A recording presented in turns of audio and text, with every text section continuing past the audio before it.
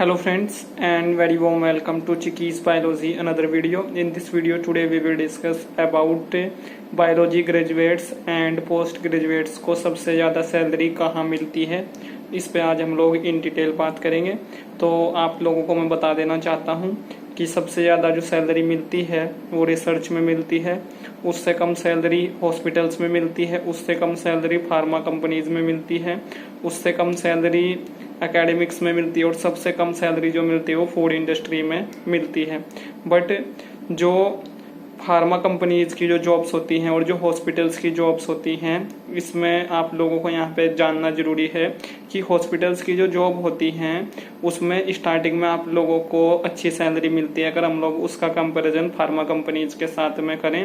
But जो hospital की salary होती है इसमें आफ्टर 2 ईयर, आफ्टर 5 ईयर या आफ्टर 10 ईयर कोई इंक्रीमेंट नहीं आता। बट जो फार्मा कंपनीज होती हैं इसमें एक्सपीरियंस के बिहाफ पे सैलरी में इंक्रीमेंट आता है इन फ्यूचर। तो आप लोगों की फार्मा कंपनीज में स्टार्टिंग में भले ही कम सैलरी हो बट बाद में ये सैलरी जो है कई गुना हो जाती है अगर हम लोग इसका कंपैरिजन हॉस्पिटल की स्टार्टिंग सैलरी से करें। तो ये आप लोगों को जानना जरूरी है। तो यहाँ पे मैं ये बोलना चाह रहा हूँ कि सबसे अच्छी जो ग्रोथ होती है आफ्टर एक्सपीरियंस, अगर हम लोग उसका कंपैरिजन हॉस्पिटल्स जॉब्स के साथ में करें तो वो हमारी फार्मा जॉब्स में होती है, क्योंकि एक्सपीरियंस जितना यहाँ पे होता जाएगा आप लोगों को तो सैलरी उतनी बढ़ती जाएगी। ऐसे ही सेम एज रिसर्च में होता है, रिसर्च का एक्सपीरियंस जितना आप लोगों को होता जाएगा उतनी आप लोगों की सैलरी में इंक्रीमेंट वहाँ पे होता जाएगा। और अगर फूड कंपनी की सैलरी और फार्मा कंपनी की सैलरी में कंपेयर करें तो फूड कंपनी में भी सैलरी में उतना इंक्रीमेंट नहीं होता जितना कि फार्मा कंपनी में होता है। तो ये भी आप लोगों को पता होना चाहिए।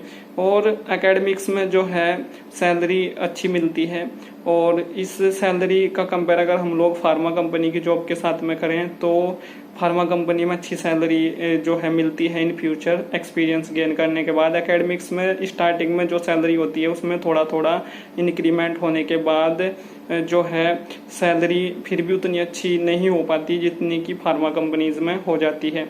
तो ये आप लोगों को पता होना बहुत ज़रूरी है। और अगर आप लोग एकेडमिक्स में जाना चाहते हैं तो यहाँ पे आप लोगों के पास में हायर स्टडी की जो डिग्रीज होती हैं जैसे कि पीएचडी वो होना बहुत ज़रूरी है। ऐसे ही अगर आप लोग रिसर्च में अच्छी पोस्ट पे जाना चाहते हैं इन स्टार्टिंग तो यहाँ पे भी आप लोगों के पास में पीएचडी की डिग्री होना बहुत ज़रूरी है, या फिर आप लोगों के पास में 5 ईयर का एक्सपीरियंस होना बहुत ज़रूरी है प्रीवियस कहीं पे।